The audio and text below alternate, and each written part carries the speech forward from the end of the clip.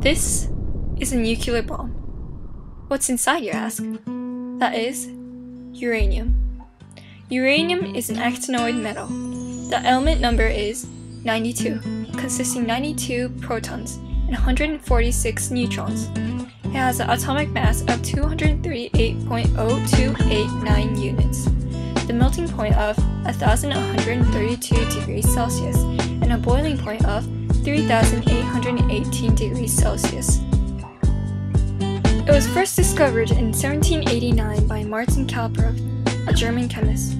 Klaproth discovered uranium by chance when he was doing an experiment using a mineral called pitchblende.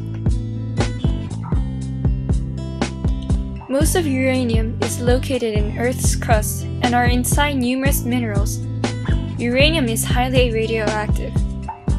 The three most abundant uranium are uranium-238, U-245, uranium-234, each having significant half-lives.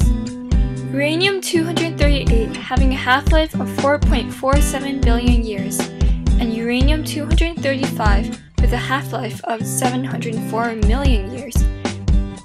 Uranium-235 helps us date the rocks in the Earth. Nearly everyone knows uranium from the extremely destructive work that it does when used in bombs and also for the energy that it creates when used in nuclear reactors. But it is safe to say that most have no clue how it really works. In bombs, the use of uranium, and in specific uranium-235, is needed to detonate and cause mass destruction. The way that the detonation and explosion process works is simply by having a large piece of uranium contained in a small area, and it would explode just like that. But of course, bombs need to be capable of exploding on demand. The way that they work in bombs is by taking, per se, half of the exploding size, also known as the critical size. This critical size is the amount of mass in uranium that causes fission and the explosion. The critical size of uranium is about the size of a grapefruit. Therefore, in the bomb, you would have two pieces of uranium, say the size of tennis balls, and when detonated, these two tennis ball-sized blocks of uranium would crash together and cause a near-instant explosion. When this crash occurs, the uranium atom splits up into three pieces, and these three pieces crash into three more uranium atoms, making 9, and so on. This all happens in a fraction of a second, and when trillions of these reactions are occurring, it causes a large explosion. This is known as the fission chain reaction. A similar process happens in the nuclear reactors to create energy, only the amount of reactions is much smaller.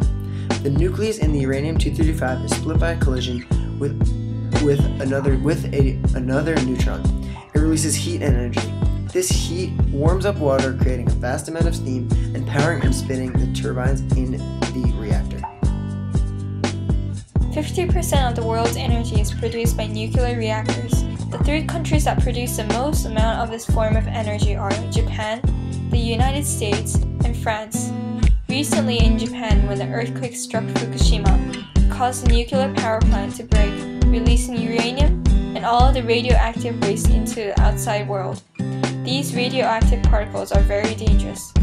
These particles can cause other particles and elements to become unstable and damaged. Due to the incident in Fukushima, the land within 100 kilometers radius of the nuclear reactor has been damaged. This has changed the world's idea of these nuclear reactors, seeing how potentially dangerous they could be, and there is expected to be a steady decrease of nuclear energy uses in the upcoming years.